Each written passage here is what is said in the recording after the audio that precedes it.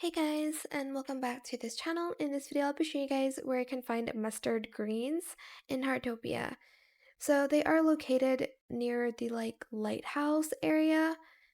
And here again, take a screenshot of this if you want to see where they are. And this is what they look like basically.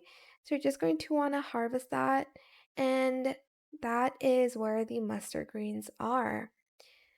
That is it for this video. I hope it was helpful for you guys.